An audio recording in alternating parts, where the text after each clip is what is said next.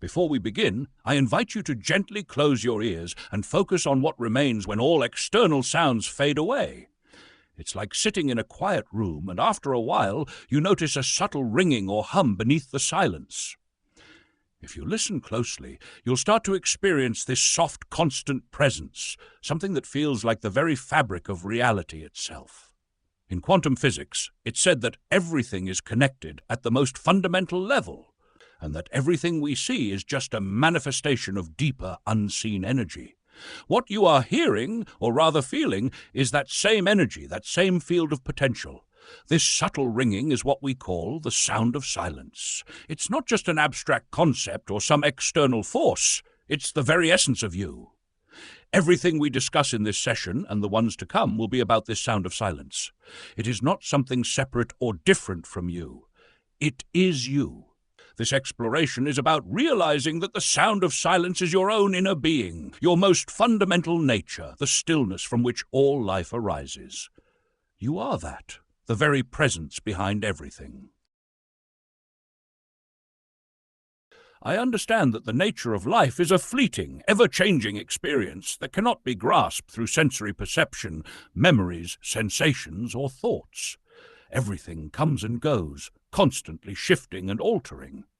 I realize that the solution to this confusion lies in understanding the mind and its relationship to the world around us.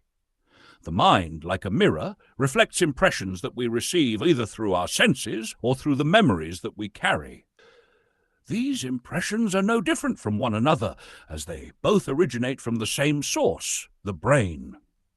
I am aware that there is no real connection between the impressions we receive, much like the mirror reflecting a flowing river, with each wave and bubble that appears in front of it being unrelated to the others. This understanding resonates with scientific observations, as we see the world as a continuous flow, with moments passing by rapidly and never stopping. Each impression, whether it is a bubble or a wave, arises independently, and there is no connection between them except the one that I impose on them in my mind. I see something in the mirror, and I attribute meaning to it, whether it is positive or negative. For instance, I might notice a person in a red shirt in a crowd, and then, moments later, another person in a yellow shirt. These two individuals are not connected in any way except by the meaning I assign to them. I might dislike the red shirt and feel a sense of animosity toward the person wearing it, while I might be drawn to the person in the yellow shirt because of my preference. This is the basis of human experience, the mind's ability to create connections, to form likes and dislikes, to create attachments and aversions. I am aware that this is how I experience the world, through the filter of my own thoughts and perceptions. The world itself does not inherently present any judgment or division between the two individuals, but I impose my own judgments upon them based on my likes and dislikes.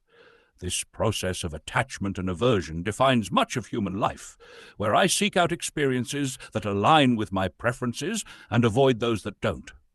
I know that this is not reality as it is, but rather a projection of my own mind onto the world. What I realize is that the world, in its true essence, is a mirror that simply reflects whatever I choose to see. In this mirror, there is no inherent love or hate. These are just concepts that I create.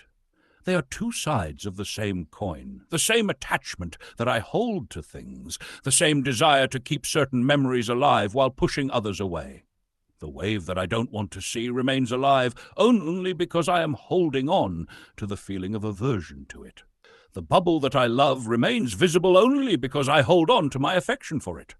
Love and hate are not separate. They are merely different forms of attachment.